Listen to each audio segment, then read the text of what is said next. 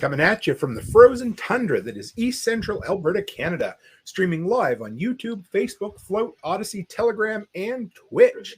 Welcome back to the workshop where we create community, find freedom, promote preparedness, and share success.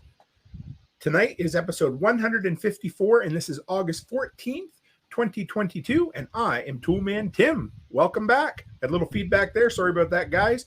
Going to get two quick things out of the way before we bring on our awesome guest for this evening. Number one, the only announcement, you guys saw it. I launched the Patch of the Month Club just recently. If you're looking for a way to support the workshop and the thing I do, and you want to get something cool in the mail every single month, sign up. It's $10 a month or $100 a year, and you get a totally politically correct morale or tactical patch in the mail every single month. And I promise you, they might even be just a little bit funny. And today's tool, I had to get up on the top of my C-can today and disconnect it while I tried to move it, but it is the eco-worthy 200-watt solar panel kit. If you're looking for a really cool starter kit for solar, that is the way to go. So without further ado, because I want to get him on here, let's bring on Mr. Haley. JR, how are you, brother? Hi, Tim. Doing good, hey, sir. Good. It's last time we spoke, we were a lot closer together, eh? Yeah, man. First time to meet you face to face there at Nicole's down in Livy Freeney, Tennessee. That was nice. I tried all friggin' weekend to find time to talk to you. And I think it was the last night we finally got at least 10 minutes to have a little drink and sit and chat. So that's the great thing about those events. Like, you get pulled a lot of different ways and a lot of different conversations, but it's also that double-edged sword because you're like, I want to visit with this person, and sometimes it gets away from you. You got any tips for that? Because man, it was a struggle for me.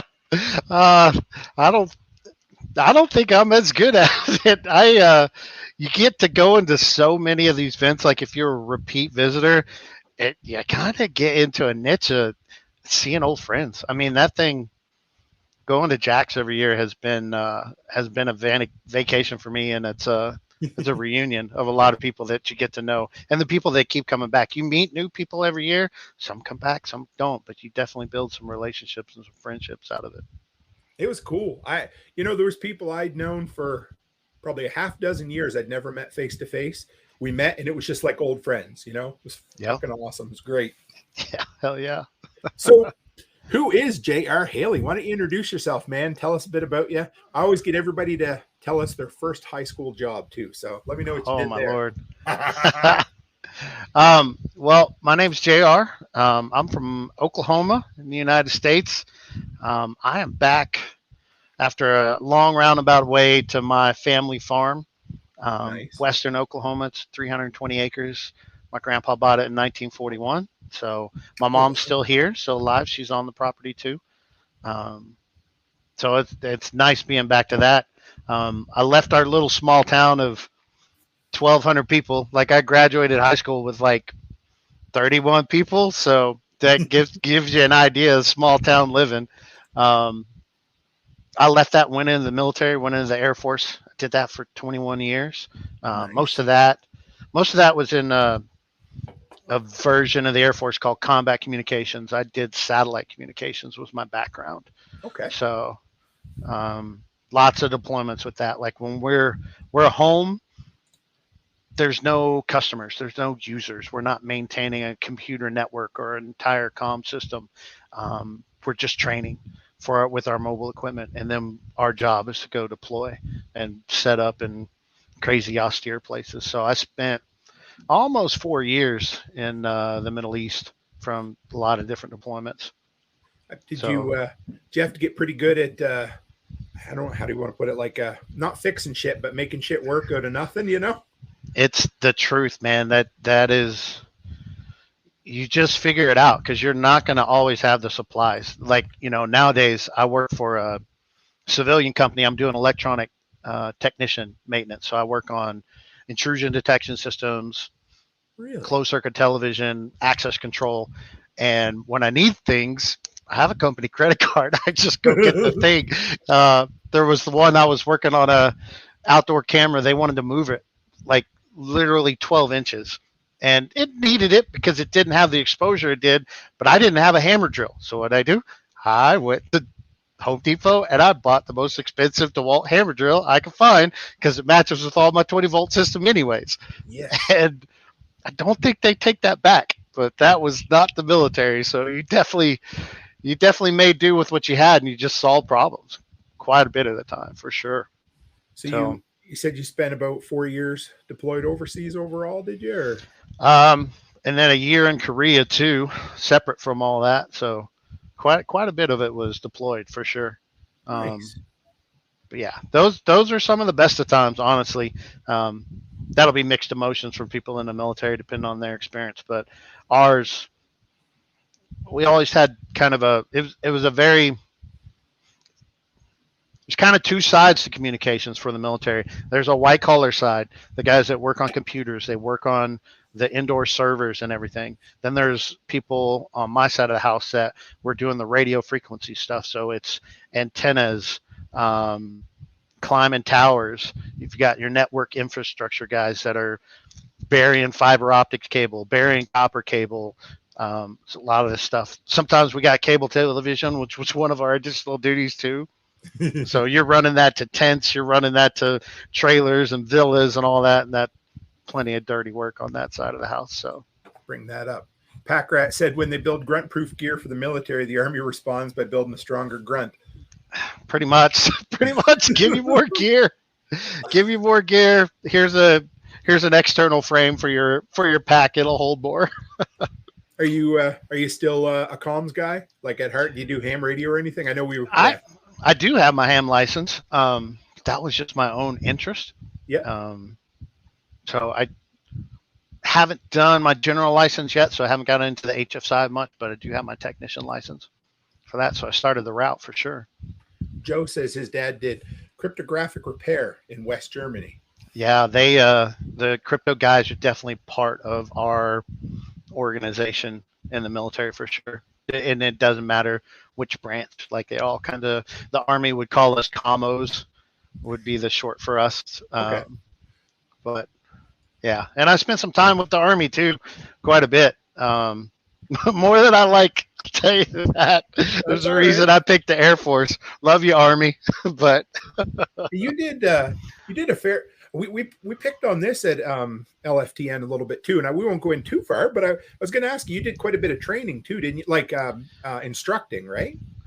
Yeah, I also did a 4.5-year stint as a drill instructor for the Air Force too.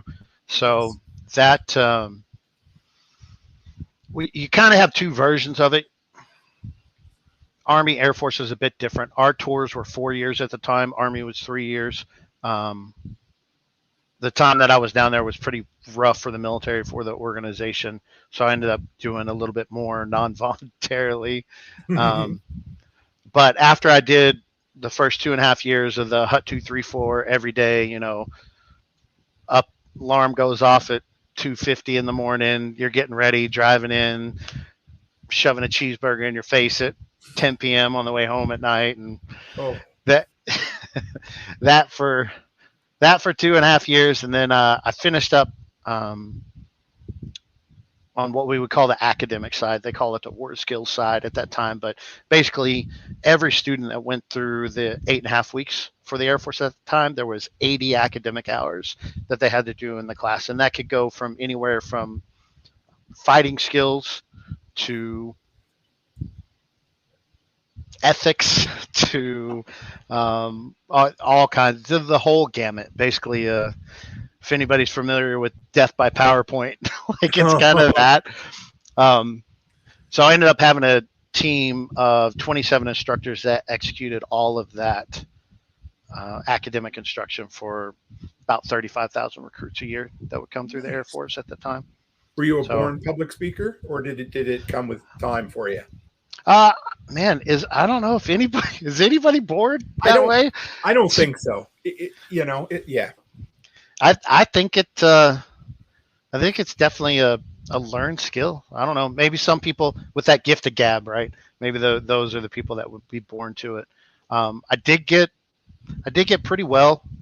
I got good at it, pretty accomplished, and a lot of the instructor team. That was one of the most filling portions, was being able to help those instructors that I had even get better at it. Like, I worked on my craft, and then as you promote, you end up sitting behind a computer a lot more and doing a lot more of the paperwork stuff than you do actually the craft or the skill set. So Yeah, no, but that's cool. I enjoyed instructing a lot. That was probably the best thing coming out of that, and learning that skill set was good, and it sticks with you. Yeah, you can. It's a skill you can apply across the board, isn't it? For sure, for sure. So how'd you get into guns? I mean, obviously the military, but I think it goes further back than that, don't it? It goes way further back than that. I don't know how old I was the first time Dad put a 357 in my hand, but we were on the pond dam down here. He made me lay down prone, like flat on the ground, and just shoot the water, son. Here we go. I probably was 7 years old on that, and he probably put 38 caliber rounds in it, so it didn't beat me up too much. But that was the first one, and that was just with me ever since growing up. We didn't always live here on the farm. My mom had got remarried. We'd moved away a bit, and then we came back, and she always wanted to be back on the farm where she grew up. So my stepdad and her were able to make that happen. And our neighbor, he started a thing. There's a sport called sporting clays. People might be familiar with trap and skeet. Yep. You do that with a shotgun. Trap is one box, and you kind of move in a semicircle behind it, and you shoot a target that it might move back and forth. It might go straight. Skeet has two towers. You also move in a semicircle between those two towers, and there's always a high bird and a low bird that come out. That's a different game. Sporting clays is to really mimic hunting, is what it is. So it can be on any field, any terrain. You set that trap up. You set up a little window, whatever you want to make that out. Ours were made out of PVC pipe, and somebody sets on one side and throws a target, and it could be an angling shot. It could be a shot that comes right at you. It mimics like a duck, a teal. A teal goes right out of the, when you get them off the water, that duck will go just like that, straight up. So you could mimic that shot. There are type of targets that are round and have a very thick edge around them, and you throw them like a wheel, and it bounces, and it mimics a rabbit. Yeah. So he's the one who started that? Well, in Oklahoma, he was the second course in Oklahoma. There was one other course, and my neighbor half-mile down the road started that when I was about 12 years old. So from the age of 12 till I left for the military, every weekend, every Wednesday, I was the guy throwing the targets because I was right down the road. I was making money, and I was hanging around old men that wanted to tell stories and shoot guns. So, and my neighbor Robert was an enthusiast his whole life. He was a gunsmith, a gun trader for a lot of things. He ran his own firearm shop out of there, and then went into that sporting clays course. So it all just kind of tied together. And I spent, like I said, from a young boy, 12 years old, all the way till I left the military, hanging around that. So that really instilled a lot of my love for firearms and shootings, hunting, all of that. I love that. I don't know. I just pick, I picture, I don't think you and I are too far apart in age, but I just picture, a young fellow like you hanging out with a bunch of older men. And I don't know, I don't want to sound like I'm preaching or anything, but I wonder if some kids would be better off nowadays if they had a little more access to that kind of stuff, eh? There were a lot of shenanigans, man. There is something to be said for, I'll give you an analogy. Yeah. In fox hunting in Europe, one of the things they do with the old dogs and the young dogs is they couple them together. I don't remember if it's called coupling, but they put a short leash right out the neck of that old dog and that young dog. And that's one of the ways they teach them to hunt. Instead of just letting them loose and that young dog is able to go free rein, he's tied in real tight with that older dog. And so when that older dog is on the trail and it's supposed to do this and it's supposed to do that, that's how that young dog learns, from mimicking that. And basically it's a mentorship and a partnership. That happens so much, man. Our younger folks need to be exposed to older men, older generation, and hang around them. That's what I love about what Jack and Dorothy, Jack over at TSB with the grandkids around. If you go to his event, Braylon and the youngest daughter or granddaughter, they're hanging around all of that all the time. So they're exposed to so many different cultures. And of course, people come in from all over the country of way different backgrounds and different dialects and all that stuff. So I think that's great. It's a great exposure for them. But that was wonderful for me as a kid growing up. I love it. Very fortunate. Very fortunate. So when I was in the military, the tactical side of that further came in with combat communications. We had a 3-week school that anybody that came into the organization that had to go through. So 2 weeks of that for the student were in the classroom. They'd spend about half of the day getting lectures, and the other half of the day they would go out, and whatever they were lectured on, they would take time and drill and discipline and try that. So it could be patrolling techniques. This is a ranger file. This is a single file when we're doing that. If we want to do a heavy right, heavy left, we put the radio telecommunication officer at this point. We put the commander at this point. All those different, what the Army would call like soldier skills, their soldier handbook of all that. It might be messing with concertina wire. It might be messing with defensive fighting positions, and they learned about it and fields of fire, and they went out in the afternoon. They took shovel and they dug it, and they set it up. So for 2 weeks they were doing that, and then that third week they had to execute all of it. And they had to put it all together as anywhere from a 40 to 60 person team, convoy tactics, all that. So I played bad guy for that for about 9 of those 11 years that I was with that organization. So that's what gave me my love for the tactics and the fighting and the skill set of being a rifleman, and now more on the side of being a Minuteman. That is cool. So what does being the bad guy entail in that? What would you have to do, if you can talk about it? Yeah, for sure. So you would have a curriculum for the course, and that curriculum would bring the students through kind of an escalation of force, right? So day one, when they show up, they might encounter an ambush. They might not. They might encounter a civilian roadblock. They might encounter a vehicle that is disabled on the side of the road. It could be as innocent as somebody needs help, or it could be set up as an ambush as well. They might have to deal with a counter ambush. But day one, when they first come in, it's usually pretty toned down. They may have already had their camp set up, which the school did evolve to that later on. And the reason for that is just it gave them more time to work on tactics. Just setting everything up, they could do that during school. So you might have a vagrant inside the camp. Somebody just comes up outside like, oh, look at all these Americans are here. You guys want to buy some stuff? I got food. So we would do all of those scenarios, from those mundane things to it's something like once they get their perimeter set up, nighttime they get their first probe. Daytime, now we're getting another probe.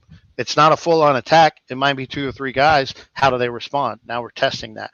Some of the funnest stuff was actually trying to infiltrate those things in the middle of the night and capture people and take them out. Like, that's cool. That is. I've spent so many hours, 2.5 to 3 hours, just low crawling, moving inches at a time, and just committed to it. You just knew it was going to take a long time. Like, it's really funny. You get so complacent, and it's the best way to teach people stuff, because you've got this terrain across from where your defensive fighting position is, and you're thinking to yourself, that's where they'll come from. Because it doesn't make sense for them to come through this open field. We can see them. We'll just shoot them. They're going to come through where this more wooded area is, because they'll have some cover and concealment. But when it's 1 a.m. and I have a ghillie suit and I'm low crawling across a low grassy field that's only about that high, they're asleep. They're not looking. They're not paying attention. So you play on their own weaknesses or their own things that they don't, and you exploit it against them. That stuff was way fun. I did that way too many times, and it worked pretty good. So were they supposed to have somebody on watch, or was that? Oh yeah, they so, were on watch. Yes, and did they have night vision or anything, or no? No. So our guys, it was because we're not infantry. We're not, for the Air Force would be security forces. Okay. Because we're not those things, we don't have a lot of those different toys to go with it. So they just had to kind of learn it the way it was. That's yeah. I had I have a hard enough time keeping my damn mouth shut in a deer blind. I can't imagine crawling for 3 hours. Like, it just blows me away. I think that, yeah. How do you learn that? Does it? I know that maybe that's a dumb question, but how do you build that, or how do you develop that skill? Kind of like that analogy with the old dog and the new. You come Sure. as a brand new guy and you're working with guys that have done it before. And that's exactly what we would do. We would take some of our more experienced folks that have been on the force for a while and done it a lot. And when I say more experienced, they've probably been on the team 3-4 years at that point. You have a probationary period for the new guys, so they don't get to do some of the fun stuff. They have to do all the shitty stuff first. But then once they kind of step up out of that probationary side, then you're coupling them with those older guys to teach that stuff. And it's just kind of a recurring cycle of how you're teaching folks to do that. And just like anything else, you get smart by doing stupid. Like you went you went the wrong way. You made the wrong noise. You made the wrong choice. That playing bad guy was so much fun. And it was really fun when you did it against more experienced folks, because we did get the opportunity to go aggress against Army while I was in Korea. These are infantry dudes that this is their job. They're supposed to protect a flight line. They're supposed to protect whatever the asset is, and you get to play bad guy on them. And they do have night vision. Sometimes they had thermals, but there's ways to defeat that too. And it all comes down to, is the guy doing what he's supposed to do? Sometimes you're taking a chance and you're just hoping. But if they're not actively doing that and they're sleeping, then there you are. Next thing you know, you're tapping them on the shoulder and telling them, you're captured, you're done. And they're like, what? What happened? Where did you come from? Like, no, dude, you were asleep. Like, I've been at this for 3 hours. If I'd have known you were asleep, I'd have just walked in.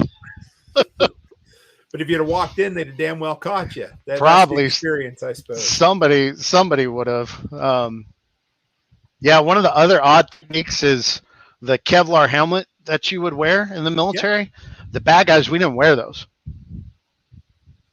So if I get inside a compound and I take somebody out and I take their Kevlar and I put it on my head and I start walking around, they don't think I'm a bad guy. They think I'm one of them. That worked a dozen times. That was really cruel. It wasn't nice, but it was a good way to teach them a lesson for sure. There's those, it was on Reddit years ago. They called it Act Like You Belong. And guys would either carry a ladder or a clipboard. And they would just walk like they were important, and they would get into places you'd never imagine. People don't like confrontation. No. They don't even like being uncomfortable, right? No. And if it looks, like you said, if it act like you belong, that worked so many times. It did start to feel guilty for it, but then you just tell yourself, like, nah, it is what it is. If you can stop it, go ahead. Yeah, we used actual rifles for that stuff, and we would fire blanks. That's what I was, okay.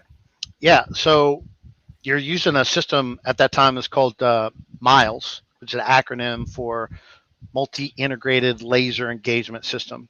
Okay. So there would be a box that you would put on the front of your rifle, right at the front sight post, and a blank firing adapter that allowed the weapon to still cycle, because that back pressure of a blank wasn't enough to cycle it. So you'd screw this thing on the end to get more gas pressure. But that concussion and that report out of the end of the rifle was enough to make that emitter fire a laser beam. And you're wearing an H harness with sensors on it. And you had also one around your head, and then a really loud speaker right here on your shoulder. And as soon as you got hit, it would go off with a steady tone. And even more fun and scary, like pucker factor, is that thing when you got near missed, it would go beep, beep, beep, beep, beep, beep, beep, beep, beep, beep, beep, and you knew that rounds were coming near you and you needed to move. If you stayed there long enough, you were going to die. So that was very, very realistic. It only gets more realistic than that with simunitions when you actually, and not just paintballs, like the actual simunitions, that type of stuff. It hurts, and somehow it's the best type of training. There is if you go do that training we were talking about, they'll integrate that. Okay. There's a psychological connection that comes from this person is shooting at me. I'm shooting back. Oh no, I got hit, but I actually felt it and I screwed up. The way that connects, lasers can never do. It does not work the same way. So the actual simunition type training is just invaluable for ingraining in yourself that I screwed up bad, because you think beforehand, you're told the scenario, what do I do? You'll have a lot of conversations about it, but then in the moment things kind of go sideways from time to time, many times. But that's that get smart by doing stupid, right? Like you go screwed up a couple times, you're like, not doing that again. So what are simunitions exactly? How do they work? It's a round that shoots out. It's similar to a paint round. It's faster, higher velocity. It can't be put in like if your simunition pistol is to mimic a Glock 19, which is a 9mm weight, size, feel, recoil, and all that. That simunition round won't cycle in a actual Glock 19. Okay. And vice versa. A real live round won't work in the simunition weapon either. But it is a real projectile that comes out. Everything about it feels like you are literally shooting live fire at each other. Except it's a paint round. It doesn't poke holes in you. That's crazy. Did you wear protective gear a little bit or not? Oh, absolutely. Yeah. Full face shield, neck guard, chest protector. They hurt, man. You'll have some hit that won't be on the chest protector, and they'll end up getting you here, or they'll get your arm that's not exposed or whatever. If it hits you in the neck, absolutely, it'll draw blood. Even paintballs will do that, but these simunitions, they hurt, man. Yes, but there's some type of connection that happens of I screwed up, and the pain and that actual impact, it just takes that training to a whole new level. Clip something in the brain, hey? Like it makes a connection or something? It really does. I mean, I learned a lot through the laser stuff that we did, quite a bit. There's so much. I can't tell you how many rounds, hours. I don't know. I can't qualify it. I've never even tried. It's too much. It was a lot. It was a lot of fun, and that's what put my love for doing tactical firearms and stuff. So take me, for instance. I live up in the People's Republic of Canada, as you know, and it's not going to turn into a political rant, but we just, obviously, we have significantly more restrictions than you fellers do, right?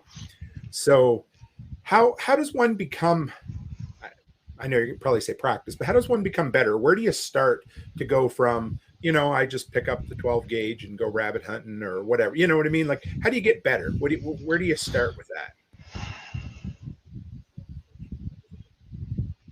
You can talk about the skills, and we can do that in a lot of different ways. The hardest one to come over is mindset, really. Okay. But mindset, like one of my favorite books is by Lieutenant Colonel Rex Grossman. It's called On Combat. He has quite a few. Yeah, he has quite a few. His first one was On Killing, but I like On Combat better because it talks so specifically about the psychological and the physiological effects that combat has on a human. Reading a book like that if a person is ready to come into that and work on that mindset, it's going to open your eyes to like, holy crap. Like, one of the great things I love about that book is they literally these superhuman things that happen in the middle of stress.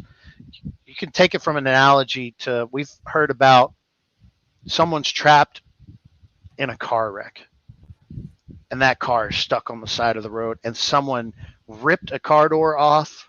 They lifted a car out of the way. They did some superhuman feat that made them allowed them to just go above and beyond. That stuff happens in combat all the time. And this is law enforcement, this is military, this is just lethal force encounters from any civilian that happens. For one thing, slow motion time. Everything just goes, and your mental computer is able to just process at that speed. I could take a really good analogy for this is if anyone's ever been in a car accident. You came up on an intersection and the accident was about to happen, but right before it, you're like, this person ran that red light. They're about to hit me. I can exit off to here. If I slam on my brakes, I might be able to avoid this. What if I hit the gas and I run through the light? I can't do that because there's somebody over there turning to the right and I'm going to run into them. Like, your brain is able to go all of these things. It may still happen in some really tragic car accident, but if you go and think back about it, everything slowed down and you were able to go boom, boom, boom, boom, boom, and think of all these things. Excuse me. That's okay. No worries, man. When you're aware of it and you've talked about it or trained through it or read about it or spent time thinking and contemplating about it, when it happens to you, it doesn't come as a surprise. And then maybe you can capitalize on some of those things a lot better. Okay. But like slow motion time would be something. There's a lot of times, there's a really good story in the book. Two officers are side by side that get into a shooting with whoever they're going against. I started saying criminal. Just the law enforcement stuff in these days, like, who knows, man? Maybe they weren't criminal at all. Maybe they were sleeping in their car unarmed. Ugh. Anyways. Oh, you're great. I love it. That's so good. Yeah, but there's two officers side by side. They're about to engage whoever they're going against. Both of them have their firearms out. One of them starts shooting before the other, and the person they're engaging, it ends whatever the encounter is, what's going on. The person that didn't shoot, that was right next to him, his ears are ringing because that pistol went off right by his head. And he's looking at his buddy afterwards going, man, dude, holy cow, that was loud. Like, you were right by my face. And then his buddy's thinking about it, and he goes, my ears aren't ringing. Why are my ears not ringing? Auditory exclusion. That's something else that can happen in the middle of stress that I don't know why the body says, hey, there's about to be a loud banging noise. I don't want to use this. I don't want to hurt this right now. I need to focus on eyesight. Wow. And it shuts it down. A great analogy with that is like defecating yourself in the middle of combat or some type of stressful situation. I had a good friend of mine. I met him when he was a youth pastor for a church, and he was a Marine in Gulf War I. They did an amphibious assault to this airfield that was very close to, obviously they could get to it in Kuwait, and they had to take over the airfield, which they did, little resistant. There weren't many Iraqis there at the time, and then they had to set up a perimeter and lock the place down. He's in his hasty defensive fighting position with his buddy. At some point, he looks at him. He's like, hey, man, I need to go back to the vehicle and get some stuff. I forgot it. And his buddy's like, no, dude, you can't do that. If you go do that, I'm going to be in trouble. He's like, no, man, I forgot some stuff. And they have this back and forth, real tense for a bit. And then finally he's like, dude, what do you need? I have everything here. You cannot leave. And he's like, man, I shit myself. Oh. And he was feeling ashamed, like he wasn't good enough. I'm not heroic. All these emotions going through it. And his buddy looks right back at him. He's like, yeah, I shit myself too. You want an extra pair of my drawers? Nobody ever told him that it's possible that in a stressful situation you would defecate yourself or urinate on yourself. Nobody ever told him. So if you just knew that, then it's okay. There's a lot of things that mindset has so much more to do. Like if you get into some life physical altercation, if it's a fist fight, a bar fight, if it's a lethal fight or whatever, and you just go ape shit on that person, like they're more than likely they're not going to be ready to counter that. But the mentality of I'm not going to lose, I'm going to win, I'm going to fight. There's so much that goes into that before ever the skill set comes around. Like skill sets is a big thing too, but the training that we were talking about, that's a big deal, man. That's a big deal in their curriculum. He knows that, and it's something I learned too. It has so much to do with it. Like that mindset needs to be in the right place. So there's some reading, but that's a big part of it. I can tell you when one of the things clicked for me during one of the trainings. We were doing a drill where we had to do almost a contact with the pistol. Like we were fighting, but that cardboard target in front of us was right in front of us. And it's almost like you were touching them. That's how close we were to engage this target. And at some point, this was like day 2 of this 3-day class. At some point to me in my brain was, because part of me was like, man, that's really going to mess them up. Like if like I'm here, I'm going to like shoot them in the gut or whatever. And that instructor was like, just start from the holster, start shooting here, and just continue like you're doing a zipper right up to between their eyeballs and their face. In class, when they were briefing that, I was kind of like, man, they're not going to get an open casket or nothing. Like that's kind of ruthless or whatever. Then on the range later that day, it really came down to, you know what? Fuck them. Yeah. Like, I don't care. Like, I didn't leave my house and decide to assault someone today. I didn't leave my house and decide to hurt this person in this family or whatever. Like, screw you. Like, we've got into this lethal force encounter. I'm going to bring all the lethality I have to bear, and I don't care how you end up. Whatever it is, it's going to stop. It's going to end, and I'm going to use lethal force to do it, and a whole bunch of it. Like the old adage of, why, if you have like a full-size Glock, it's like a 17-round magazine or whatever. And some people are like, well, why did you shoot him 17 times? Because I didn't have a reload. Like that mentality, it's ruthless to people. They're like, you just could have shot him 2 or 3 times. But in the end, what I wanted is we stepped into the world of lethal force, and I want that to stop doing that. And when it stops doing that, that's when I'll stop using lethal force. So people get hung up, and especially media likes to sensationalize that on stories like, 5 cops shot 77 rounds or whatever. I mean, there is such a thing as like sympathy shooting, where like one person starts shooting, this person starts shooting. That's going to happen. Absolutely, it does happen. But I mean, how fast could you? 17 rounds. I mean, what, 8 seconds? I don't know. I'm just guessing. How fast could you empty a clip into a perpetrator or a? Well, I'll tell you what. With the AR-15, with the M16.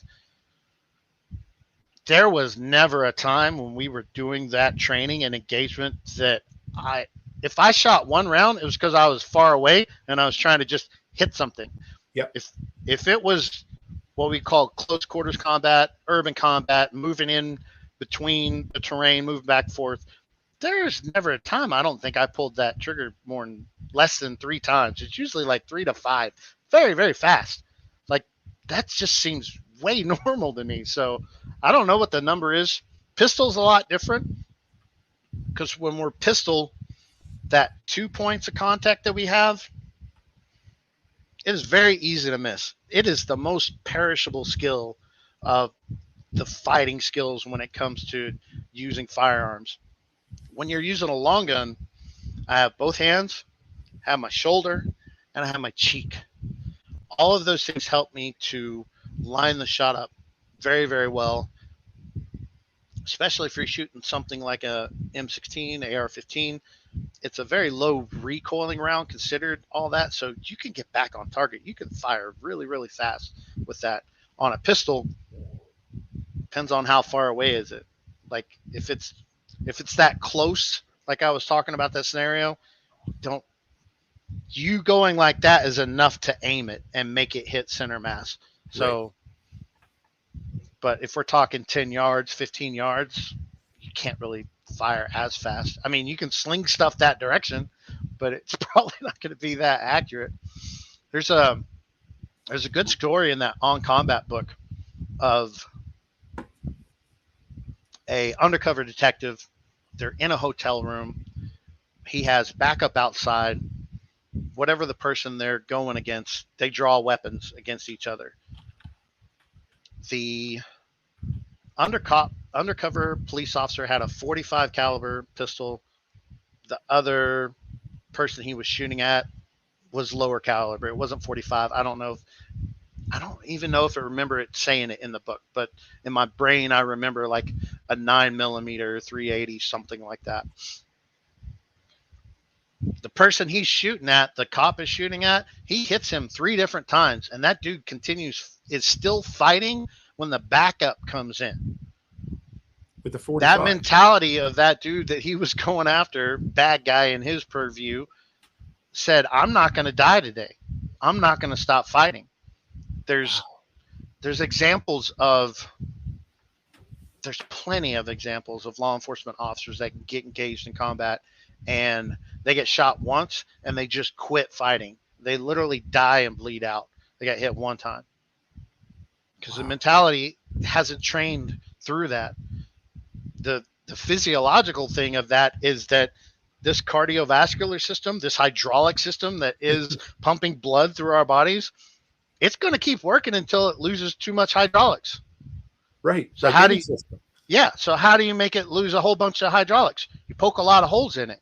But if you don't poke enough holes in it, you can still fight. You're not over. But if your mind quits and goes, oh, shit. I've seen too many movies like, oh, he's done for now. Plenty of law enforcement officers, for lack of training, literally lack of training, their department just doesn't focus on it. They've died in the line of duty for that because they didn't have it. They didn't have an understanding to keep fighting, keep going. Don't die. You're going to win. You're going to win.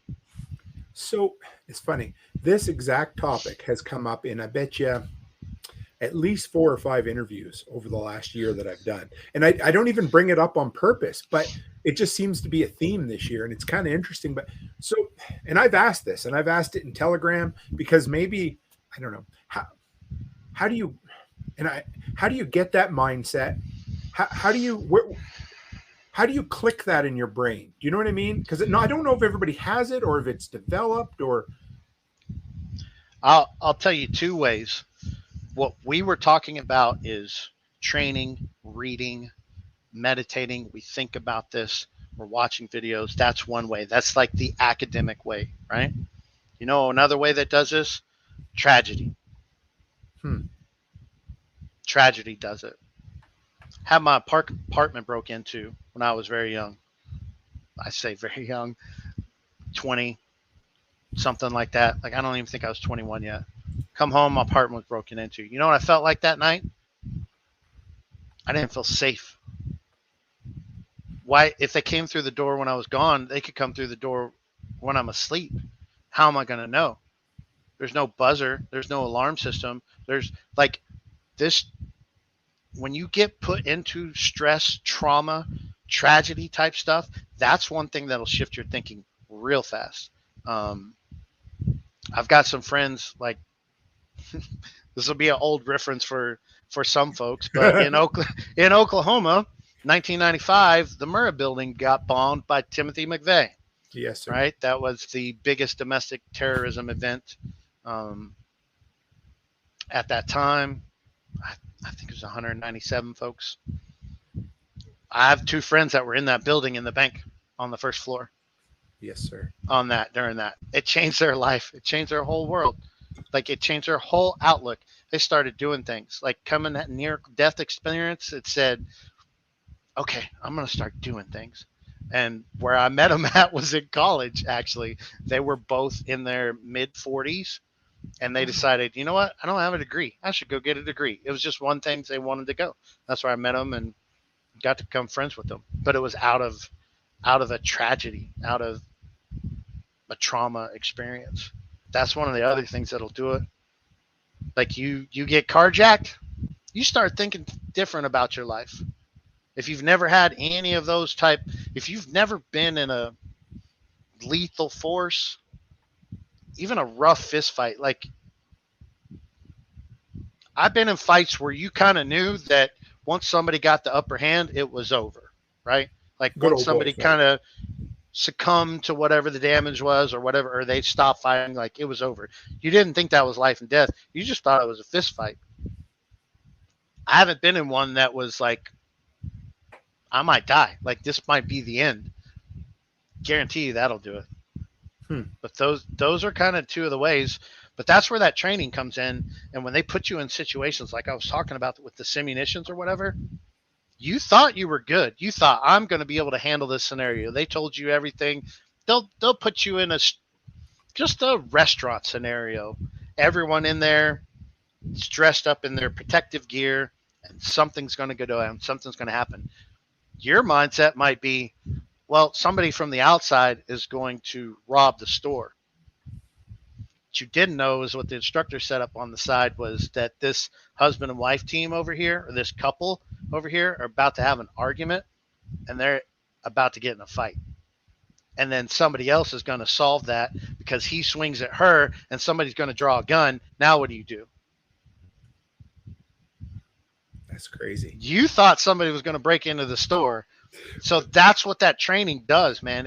It pushes those limits of what you think. And if we've never been exposed to it, you don't know what you don't know. So training's a big part of it. But if you haven't taken training, those mindset type stuff, that's a big part of it. Hunter says, Hunter's prior service too, or maybe even current, I can't remember, but he said, get your life on the line and it'll click. He's right. He's right. You go through that and you're like, oh, another story.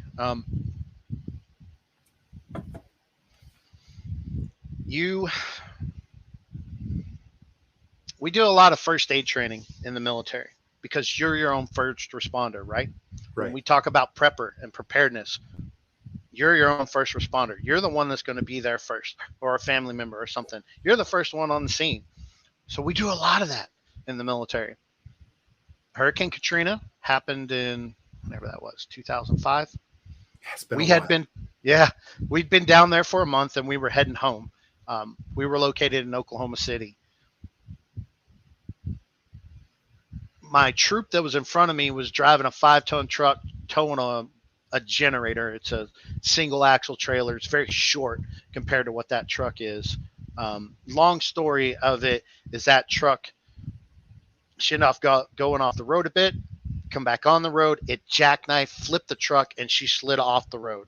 I was 2 or 3 vehicles behind her. This is about 2 or 3 in the morning. So we pull over and I run up there and I look down through the vehicle. I'm at the engine of the vehicle, the front bumper, and I'm looking through the windshield and the vehicle is flipped up on its side, the driver's side down. Kelly was driving. The shotgun at the time was out of the vehicle and running circles around the vehicle yelling, Kelly, Kelly, Kelly. And I'm like, what, where, why is he looking for her? So I looked in the vehicle. Kelly is flat against the driver's side door, which is on the ground. There is blood on her face. And to me, she looked like she was dead. Oh. I had a moment out of all my training. I had a moment right there, like out of Tommy Boy, that was like, new guy, in comes the meat wagon, like new guy's in the corner, puking his guts out, raw. Like my stomach flipped when I saw her there. Like it did. It flipped, butterflies rolled. Like I didn't throw up. I probably had some nausea, but I had a freeze moment. Like I couldn't take action. Shook that off.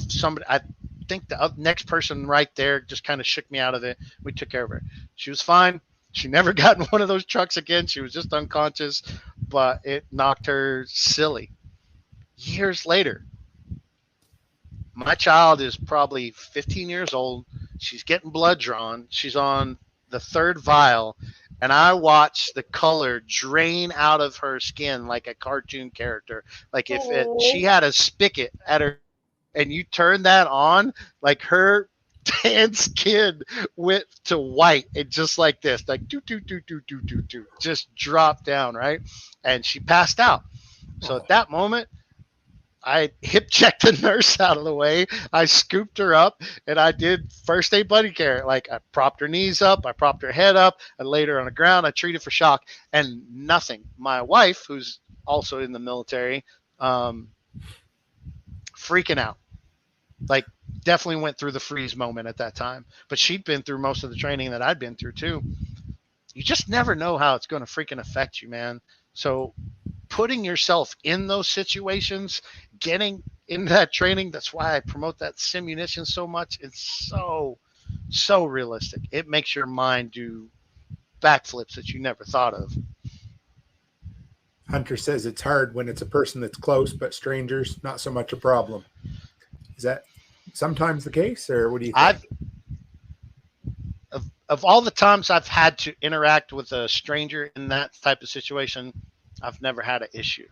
But my kid that time, no problem.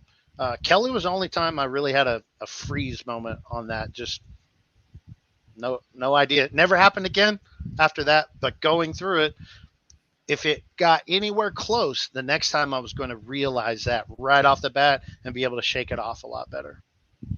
So putting yourself in those situations helps a lot. Had you been in active service for a while at that point? Or were you fairly green? Probably 10 years. Yeah, oh, probably shit. 10 okay. years at that point. So I'd been through lots of it. Just that day, that night, probably a lot of stress on us too. Like our bodies were way fatigued. Right. When we convoyed down there, it took us 36 hours. We didn't sleep to get from Oklahoma City to get down there. Wow. It was bad. The vehicles broke down. We had to transfer equipment by hand from one truck to another. They're sending repair vehicles, not a vehicle to repair it, a vehicle in good working order to just switch it out and take the broken one back home. It was a mess. And then the whole thing, there was no days off. It was just work. So how long were you down like there? 30 days for that. Okay. To support. Man.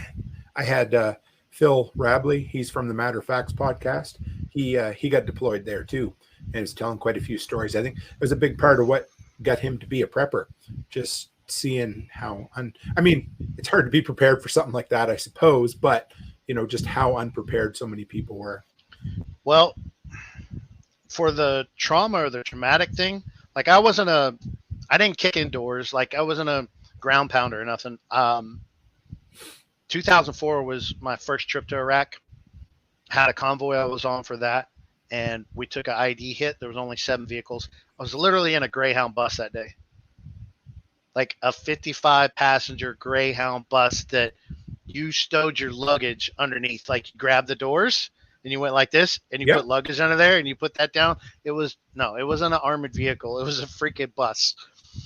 2 vehicles behind us. That Humvee got hit. Rough day. Platoon sergeant ended up losing his arm. Nobody died over that.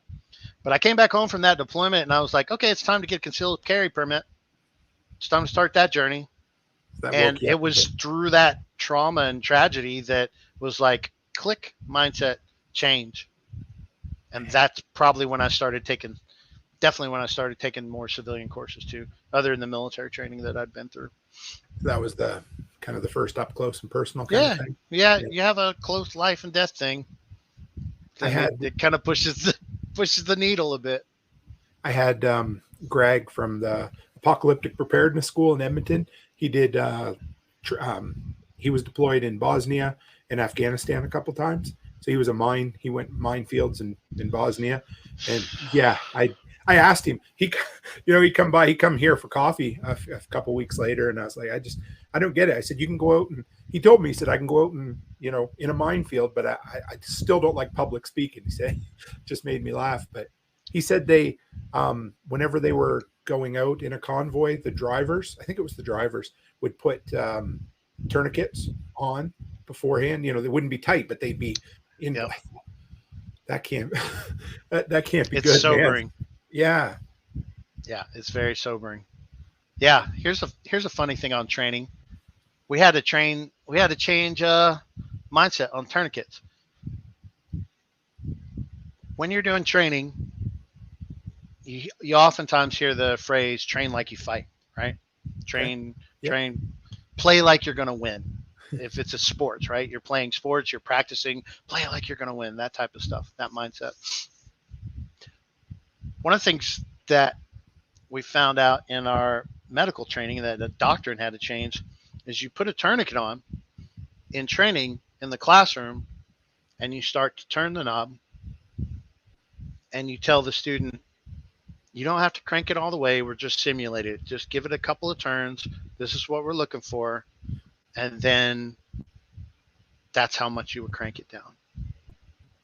And then in the middle of the time that you need it, you were told in training that you needed to crank it down and check blood pressure, but you didn't actually do it. Right. So guess what was happening to people when they were applying tourniquets when they needed to do it? They were doing it just like they did in training. A few turns because they didn't want to go too tight, locking it down, and they weren't checking blood pressure.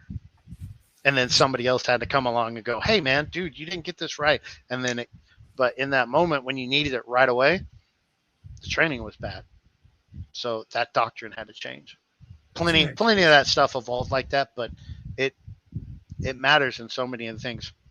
Another analogy on training and mindset.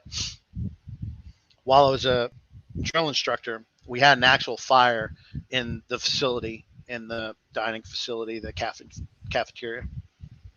So somebody went and called 911 pretty quick. Nobody physically pulled the fire alarm. Have you ever pulled a fire alarm, Tim? No, I haven't. Me either. Right. I know where it's at. I know it's on the wall. I've never done it. That's crazy. Most people haven't either. Nobody did it that day. They started evacuating people. They took all the steps. They called 911. Nobody pulled the fire alarm to immediately tell the fire department where to go. You're going here now. Dispatch would have sent them directly to that instead of a couple of legs of communication to dispatch those folks. Where are we going? A fire alarm tells them directly. Doesn't even talk to 911. Goes right to the firehouse and the dispatch. Nobody pulled it. I wonder if everybody just thought, well, I mean, you probably panicked anyway, but I was thinking maybe everybody else thought someone else would do it maybe too, right? That's crazy. You went into action. We did things that were appropriate, except pull the fire alarm. Nobody did it. Nobody was just standing around. People were ushering people, making them go where they needed to go. Nobody pulled the fire alarm. That's crazy. I know. I wanted to get you, Martinson had a comment here. I wanted to get your comment on that. It said, handguns don't stop fights like the 12 bore. I mean, what do you think about handguns don't stop fights? Martinson. Now you got him. Now you got him worked up. Yes, sir. I agree. I'm quite a fan of the shotgun, sir. But we have handguns because they're handy. That's why we have them. I love shotgun, especially now that I'm on the farm more. That's all. It's in vehicles. It's in ready-made places. Yeah, I love that, but you can't carry a shotgun to the movie theater. No. So that's why we have handguns. And I'll tell you, for me, a shotgun is not a novice or an amateur weapon, especially a repeating one, whether it's a pump or semi-automatic. If it's just grandma's side by side or grandpa's a little over and under, that's pretty easy to figure out. But most of us, we're thinking about shotguns for fighting. We're thinking about repeating shotguns, whether it's pumps or semi-automatics along those lines. To me, it's not a novice or an amateur weapon. You really should shoot. You should train with that too, because there are a lot of skills that come with that, and there are particular classes. It will. I won't use some of the analogies for them, but basically, feeding a shotgun is. It's okay. Every fingerprint, thumbprint, like you just FBI couldn't find you for nothing. Maybe a skin fleck of DNA, but you go through a class doing that, like your thumbs are just raw. You're putting moleskin on them, trying to protect them, gloves or whatever. Just training, drilling that over and over again. It's a lot of fun, but I do love 12 games for sure. They're fun. I don't know. It was probably the biggest rush I'd had shooting a gun until I shot those automatics down in Orlando this year. But I mean, for a Canadian, that was something else. I'm telling you. Full auto's fun. It's expensive, but it's a pay to play. It's like having a boat. Like you want a friend that has a boat. You may not necessarily want to have a boat. So like true. Have a friend that has automatic. It's like it was like, wow, we bought an RV years ago. Thought we'd love it. Thought we'd use it. Fucking thing sat there. I think we used it 3 days. The whole time we had it, got rid of it. That's what Mm-hmm. But you were talking about getting going to a movie theater. When we were in Daytona Beach, I went into a movie theater and they were patting everybody down. They had a security guard there, and so I don't know if they didn't want them to concealed carry, but during your Orlando trip. Yeah. And they had a security guard. That was his job, to make sure he was searching purses and patting people down. And he didn't feel my Genesis meth knife. But it was interesting. It surprised me. It was the only place I went in Florida, anywhere, that had a concern for that. So I don't know if it was just the chain or what it was. More than likely, Florida's pretty. Yeah. Loose, I love man. Florida's pretty wild west on that stuff. I told Becky, I said, fuck, this is everything I loved about California. Nothing I hate it. It was so much fun. Oh, yeah. It reminded me of an R-rated Alberta. California is beautiful, man, but ain't living out there no time soon. Oh, no. So, so you said training with a 12 gauge. Okay, let's ask it. Number one, I don't want to ask the best because everybody has an opinion, but what's your preferred carry round, like, or your preferred handgun round? I carry 9mm. I don't get wrapped up around it too much. It's more important for people to be proficient with it. And number two, pick a dependable fighting pistol. Okay. I have a couple brands that I love. Plenty of the other people in the community that would do fighting like those similar brands, because they are the most reliable. Doesn't mean they won't malfunction, but I can tell you, I've taken a lot of classes and people are using all sorts of stuff next to you. And when I'm doing malfunction drills, I'm doing a malfunction drill. Not that my firearm is malfunctioning and I have to do it. You see that with a lot of the other makes and models that are next to you. People are like, oh, well, I don't want to spend $600 on it. I'd rather spend $300, $350. It's fine. I'm not going to use it that much. It's not going to be that big a deal. It's going to sit on the nightstand the most of the time. Like, I have a lot of firearms myself, but I have ones for fighting, like that one that I showed. And then I have ones for sport and recreation and all the other things. But yeah, I pick brands like Glock, Smith & Wesson M&P, Just gonna ask. Yep. SIG, these are, when you talk about people that make a living, and not just law enforcement, because most of those don't get to choose, but if you're talking independent contractors that actually, especially folks that have gone overseas, what are they using? Why are they using it? It's not just cool guy stuff. There's some of that, but they're using it because it works. Because if they're going to get in a fight, they want it to work. When you go to school, you'll see that. So I just did one not too long ago. Of all the things, this gal had a Glock, a single stack 9mm, but it had Tiffany blue Kydex on it. It had been it had been Cerakoted, and I don't think it was from the factory. I didn't ask her. She probably wouldn't have known. It was the first time she had ever used it, had ever shot it, and was malfunctioning. The instructor had to give him one of his pistols to finish the class. Like, her pistol just didn't work. Was the Kydex interfering with the slide or something? Or well, the Cerakote. If I said Kydex, I meant the Cerakote, the painting, the painting that was on it. No idea. I don't know if they got the tolerances right or whatever, but for me, about the only thing I change on my fighting stuff is the sights. Like, I want night sights on there that have like tritium dots or whatever, or something that's very visible for me. That's about it. I don't mess with triggers too much. Like that shotgun, I add a weapon light to it and a side saddle for extra rounds and a sling. That's it. Otherwise, it's stock. I went to a Cabela's about 2 months ago to trade a couple of my Tokarevs in for a Glock. I have been horny for a Glock for a long time. They didn't have one. I came home. The next day, they announced that they were putting a moratorium on any transfers of handguns in Canada. Can no longer buy, sell, or trade. Period. Done. So what I have is what I'm stuck with. So it's pretty crazy. But anyway, yeah. They have a full registry in Canada too? For like handguns. Handguns are on some type of registry. I got to be, every single day, what I own, my whatever you want to call it, my identity goes through the database to make sure I haven't done anything.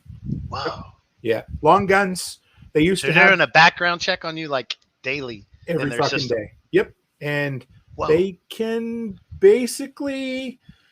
come to the house and say, we'd like to see your restricted firearms at any point. And I can refuse, and then I need to get a lawyer involved, but basically I can't refuse. So it really sucks. But anyway, whatever. I have extended all the rights I can and taken advantage the best I can. At least I'm not in fucking Australia, where I get pulled over for a butter knife. New Zealand. Not yet. Yes. Oh, I know. I won't read that one out loud, but can you see that one from Hunter there? That's a good one. Yeah. So how about this? I'm a new, whatever. I remember I got into guns 10 years ago, but you want to start out, maybe, I don't know, you're living on a homestead or whatever, and you'd like to develop 2 or 3 guns, maybe 3 guns you want to have. What would you tell where to start, and what would you tell somebody to get? The typical is it pretty much goes for most folks that you want a handgun, a shotgun's a good one to have, and then a 22 rifle for plinking, practicing, or whatever. Depends on if you're doing hunting, whether you want to go hunting caliber for a hunting rifle, add into that mix. But those really cover a lot of the bases.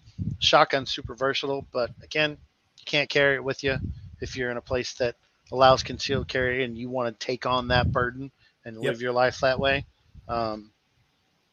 Obviously, we can't carry those around, so we've got to have a pistol in that mix too.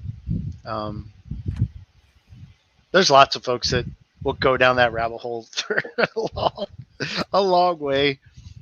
I know. I like to ask those questions because I know there's somebody listening. They're like, type. Like, no, it's not this, it's that. I'm like, it's just fun. That's the cool thing about us. Everybody can have an opinion, right?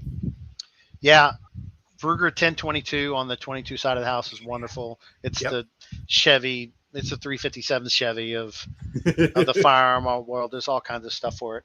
Actually, there's a company called Thompson Center that has made the Ruger 1022 is long out of copyright type protections. So Yep. people have made new ones for that. The one that Thompson Center makes off of that model, the way they do the sights and they integrate a Picatinny rail into the receiver, where there's a couple of models, but they're just harder to find from Ruger. Most of the time you're adding it to it. But the one that Thompson Center has, I think it's called the TC22.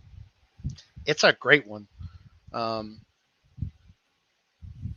didn't know I don't that. know if have you interacted with our friend John Dowie Oh, at yeah. all? And Oh, fucking Dowie. I sold John on that. We had a conversation about it, and that was the route he went, and he freaking loves it for what he uses. That's cool. I hadn't heard of that. Yeah, I got to check that out. Hey, if I didn't have and I wanted to go into that market, I probably would go with that TC22. I really like it.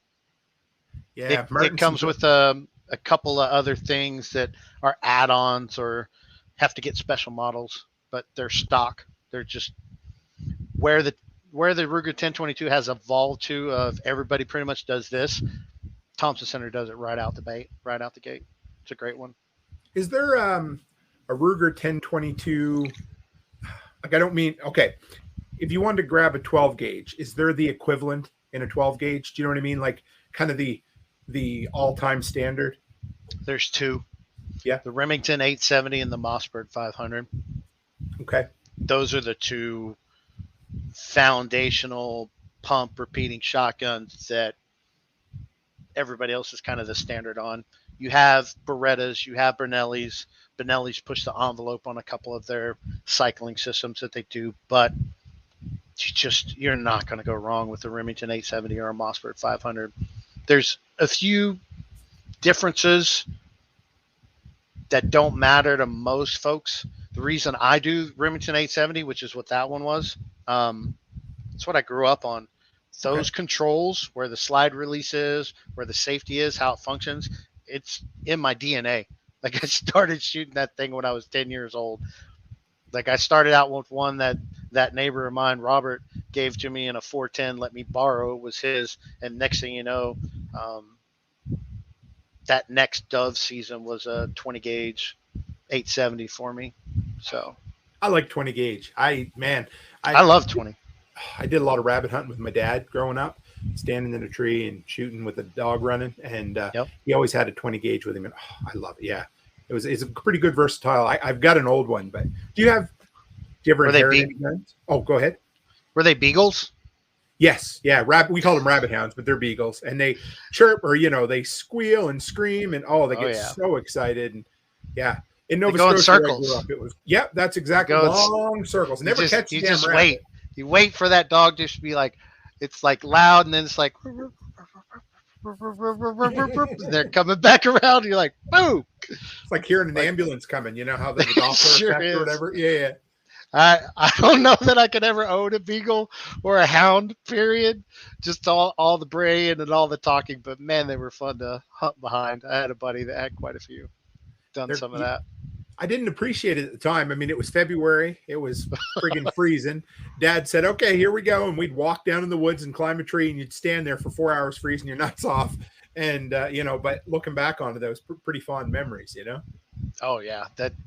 Some of my greatest memories growing up as a kid with those guys, that the old men, all that, doing the hunting, doing the deer camps, whether it's bird, pheasant, dove, quail, all of it. Didn't get much duck hunting. You guys got more duck and geese and stuff up there quite a bit. Oklahoma doesn't have near as much on the waterfowl side of it, at least where I'm at. We didn't have much on the East Coast where I grew up, but here on the prairies, the migratory birds are insane. Mm-hmm. But I loved pheasant and partridge hunting. When I was a kid, I used to have a buddy would go walking in the woods, just walking and stir up stuff in the brush, and it was always so nice because it was, I want to say it was either late, I think it was October was the hunting season, so it was warm and just, bird hunting's fun. You remember the first time a pheasant ever flushed around you? Oh, yes. You're like, oh my God, there's a helicopter taking off out of the weeds. Like, they're so big. If you've just hunted like dove and quail, first time you hunt pheasant, it's like that. They have some kind of power. Their wings, you hear their wings compared to anything else. Yeah. They kind of do a VTOL, like a vertical takeoff thing. They go up and then take off type thing too, depending on what terrain they're in. But most of ours were like maize fields and old wheat fields and stuff like that. So they had to get up above a little bit first. Do you remember the first deer you got? Oh yeah, it was on Yeah. this farm. I've got the horns around the corner. Little fork horn was the first one I shot. Little buck. So That's me too. But it was I shot my first deer 7 years ago. Never even saw one hunting in Nova Scotia. They're so rare. And out here, you could. Oh my, yeah. Anyway, you can. Yeah. You got to come up here sometime, man. You'd have fun. yeah, man. Your Canada don't like my kind right now. I know. I'm sorry. I was just going to apologize because I'm Canadian. I've got some buddies that were wanting to do a Niagara Falls trip in October, and I got to looking at all the restrictions. And I was like, bro, I'd still have to quarantine for 2 weeks. It's still stuck. I was like, oh, okay. Oh, So like, what are you talking about? I'm like, yeah. We got no masks here at all, right? I went to the airport the other day. I get to the airport. There's a big sign says you need to wear your mask in the airport. I'm like, what the hell? So I go in. Nobody's wearing a mask. I'm like, yeah, I'm not. And I don't. I just won't. So I had to walk my kids through security because my daughters were flying. And I get up there and they're, oh, yeah, you can imagine this rent-a-cop security lady. And she just lost her ever-loving mind with me. Where's your mask? I was like, Oh, my goodness. oh, boy, here we go. Just, yeah. Anyway, yeah, there we go. But I think you'll be able to come up here before too much longer. I'm pretty sure. Yeah, they were really disappointed. I was like, look, man, it just is what it is. Like, I can't change it. It's not passport problems. It's just my kind of people. They're not allowed up there. And it's a sin. Anyway, I can't even, yeah. I could go down. Oh boy. Anyway, I can't even imagine they did that, but here we are. So, well, we've got back to some things. Like I travel around a lot, like with my job currently. So I work with 10 other technicians, and we take care of all the Air National Guard bases all over the continental U.S., the lower 48. So there's a lot of traveling that goes with that. It's been really funny seeing all the just different states and sometimes businesses like you were talking about there at Daytona Beach. Like to me, that's gotta be the manager on duty that day, some corporate policy for that institution or something at that point. That just doesn't sound like the state. We still run into that here, but it was weird. It really, I think it must have been corporate. It's all I can figure. It was we went to a bunch of different theaters. It was a completely different chain than any of the other ones. I don't know, but it was weird. It was strange. It surprised me. Yeah, I haven't. Most of that is. I did go up to Detroit last year. Oh boy, it was surprising. Detroit. I thought it was going to be pretty restrictive. It wasn't. It's very blue collar. Like the car industry thing. Like I haven't been up there. I haven't spent time up there. Most of Oklahoma, Texas, New Mexico, Kansas, Missouri, Tennessee, Louisiana, like this region, that part of it is where I spent most of my life. So I hadn't been up there in the Midwest much at all. It was very blue collar. I went to a cigar lounge. There was a bunch of old men. It was like a Thursday afternoon. That was just the local guys. There was about 10 of them back in the lounge. So I got to hear all the things, and that was their normal hangout. So every topic was on the table. It was family for them. It was hilarious. That's worth the price of admission, right? It was very blue collar, man. It was much more Oklahoma, Texas mindset, at least where I was at the time. The rural Alberta, you'd fit right in up here. I promise you. I always joke I call Alberta the Texas of Canada, which ain't saying much because we don't have a whole lot of swing between province to province, but yeah, we I'll tell you some other stories sometime off air. Yeah, if I didn't have my family property, if I was just going to pick a spot, it would definitely be Texas. Like I know people like Tennessee and Florida and stuff too, but I spent 4.5 years in San Antonio, so oh yeah, I just loved it, man. It's right up my alley. Any Well, we've been hour and 20 minutes, man. We've been flying by tonight. Anything like, I'm sure there's questions I didn't ask you or anything else, like any other tips or anything you might want to touch on? Man, when it comes to the firearm stuff and people that want to carry and want to take that burden on, I won't be the first person you hear say that. Please go to class. Go to class. Look in your local area. There'll be a basic concealed carry class if you're in the U.S. for sure. That varies from county to county to parish. Like each state will have its own thing, but even different counties have different ways they go about it. But see if you can find some basic classes and more. Pistol fighting and pistol skills is the most perishable. I can pick up a rifle, go with an AR-15, and I can go right back into so many of those rhythms that got honed into me.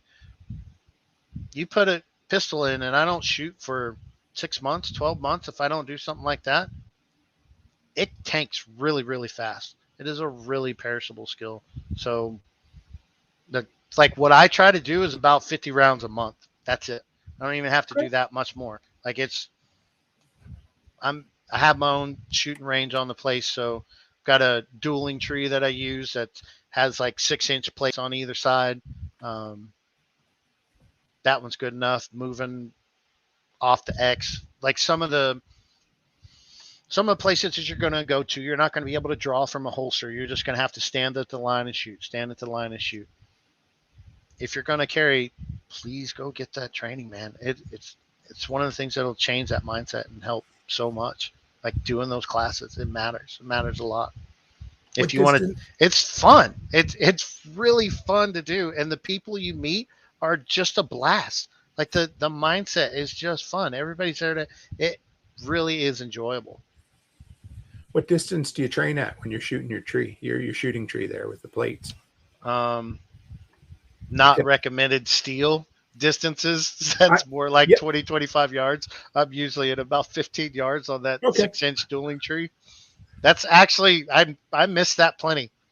Like that's 6-inch plates at that size is, you got to work at it. We've got one at my range and I love it. It's fun. When I take the girls, we have a lot of fun with it. And I wonder, because there's been more than one occasion where I've had some, shatter come back and hit me just a little bit, but wear safety glasses at least and pants and, You have to ask Patrick the next time you talk to him. We were shooting a dueling tree out in Texas and he ended up getting some splatter in his leg. And in his leg. He got some spalding in his leg. And I was running the safety and I saw Patrick just put the pistol down and walk back. I was holding the line of fire. I was looking, and next thing you know, I turn around. He's got his shorts down around his ankles. He's got his boxers pulled all the way up to his thigh, and he's got his neck knife out, and he's jamming it in his thigh and trying to dig this piece of spalding out because we were too close to that steel. But did he get it out, or did somebody have to do it for him? Yeah, he got it out. And I got my med kit and patched him up. I was like, "Where's your med kit?" He's like, "Oh, I only got steri trips." I'm like, "Bro, why don't you have more? Come on." That's awesome. That friggin' neck knife. I use them to dig splinters out all the time. Those things they're so versatile. Oh, the way he does that point on that is very, very sharp. Yeah. Oh, the shape of that point it's not a drop point. It goes more toward the spear side of the house, so you can really get under some stuff. You can really dig into shit, can't you? Mm-hmm. No and doubt. I've used that knife for so many things, and people see me. I've used it for a screwdriver on more than one occasion. That's so stupid, but what do I say? Everything's a hammer when I don't have a hammer, right? Dang right. It's good to have the right tools, but sometimes we don't. I've been known to use the bottom of my impact driver on occasion. We all have. Leathermans turn into hammers real quick. Oh, I'm telling you. So, well, JR, first off, I got to say, I got to have you back. If you want to come back again sometime, hour and a half flew by, and this was way too much fun. how do people hook up with you? Or what do you got to talk about? Or do you have anything you're, Man, I haven't done much on working my entrepreneurship right now. Like the farm that we have, the pasture grounds leased out. And what I'm doing right now is I'm focusing on building infrastructure so that I can exit the rat race and then start into what I want to do. Because most of the stuff I'm buying in cash. So can I ask you what you want to do? Oh, it's going to be rotational grazing. Okay. I'm going to focus on cattle and bees are going to be the two things. It's just me these days. So kiddos up and grown. It's just me at the house. So I can't go too far down the rabbit hole of doing all the things. So bees and beef. Yeah. That's so I haven't really pushed any of that social media stuff and all that, but that's all right. I'm glad we did this, man. I'm glad we sat down to have a chat over this. This was fun. Yeah. Anyway, like I said, all the whole weekend at LFTN, I was like, I got to sit down and talk to JR. I got to go talk to JR. And I think it was Saturday night. We finally had a few minutes, and within 2 minutes, you know how you meet somebody and within a couple minutes, you're like, I got to have a longer conversation with him, Yeah, for sure. That's cool. But if you're up for it, man, a few months down the road, I'll have you on again. Maybe I'd like to talk, I don't know, about communication or, public speaking, that kind of stuff sometime too. If you're down for it. Absolutely. Cool. And if anybody has any questions they want to ask, what's the easiest? Do you have any way to get a hold of you or? I haven't really put all that stuff out there. If you want to send them to Tim and they can forward them over to me, that'll work. Perfect. And I can get in touch with folks. That's what we'll do, man. I appreciate it. It's kind of the same way I do the stuff for Jack as well. Yep. So send it to him and he sends it on, and that's cool. This was fun, man. I appreciate it, JR. Yes, sir. No problem. Cool. If you want to hang on for 1 second, I'll close up and be right back with you, man. Well, guys, I don't even know what to say. It's like talking to an old buddy. Like I said, we only ever chatted once in real life, but JR is just a down-to-earth kind of guy, and that was a great episode.